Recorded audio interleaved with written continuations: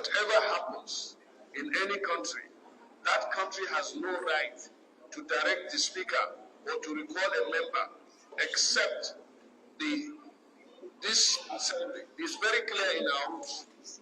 So when members or somebody writes a letter recalling a member, but the speaker, this is not something you should even look at because they don't have the right. Once a member, and except he loses his citizenship, then he has to wait. Even when that person is nominated, the legal implication is that you swore to serve for a particular period. And if that member will lose, any of our colleagues will lose his membership, it's through the rules of this assembly, not anybody. So when they have a coup, they write people that you are recalling members. I mean, it's wrong for us to accept that in the first place. Because like change of government, like our members who come from other communities. The case of Burkina Faso, Niger, and it's a different one in the sense that they are no longer part of this community.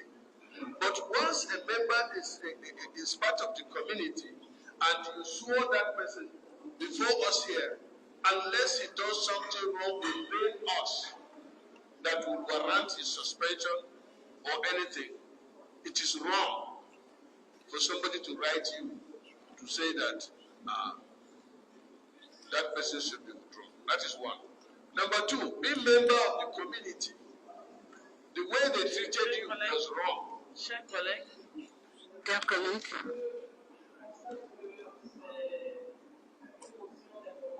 I observe that this is a point of information. Je constate que c'est une motion d'information.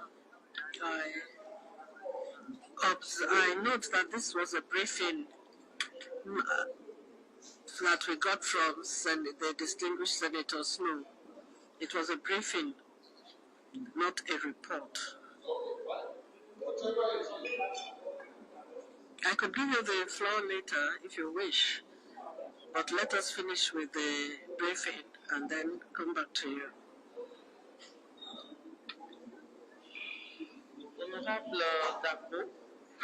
Honorable Dabo. At times, even when we read our country reports, a member may read a report that is not favorable to the country. And if members are not protected, they are liable to be recalled by the home country.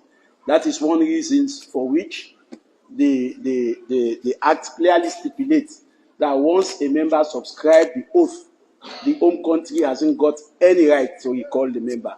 So I want to categorically state here that that very clause in the Supplementary Act of 2016 should not be circumvented, and the members of Parliament from Liberia who have subscribed the oath of ECOWAS Parliament should not be recalled by their home country. ECOWAS should be very distinct from the internal politics in our different home countries. We should not be seen as supporting the various governments in doing what they want to do, especially when it comes to representation in this very parliament.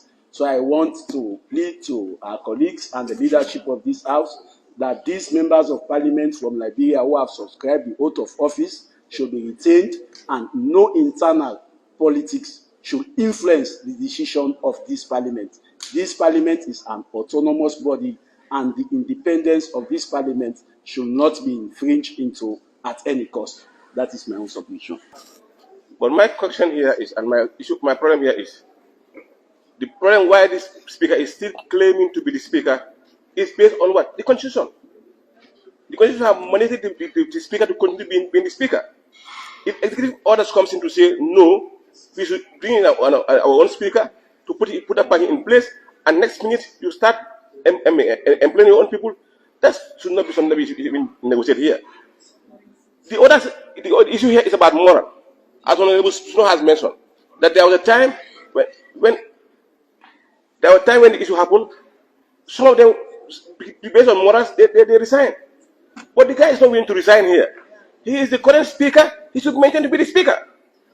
And you cannot be there people who are elected. They are seated MPs. They are current seated MPs. You say no, they should be out of ECOWAS Parliament. Based on what? If at all they lose their seats, and now you are bringing other MPs, then you can now write to say we are now replacing. But you cannot command ECOWAS to say those current sitting MPs should be out of the list of MPs. It's not correct. It's not fair.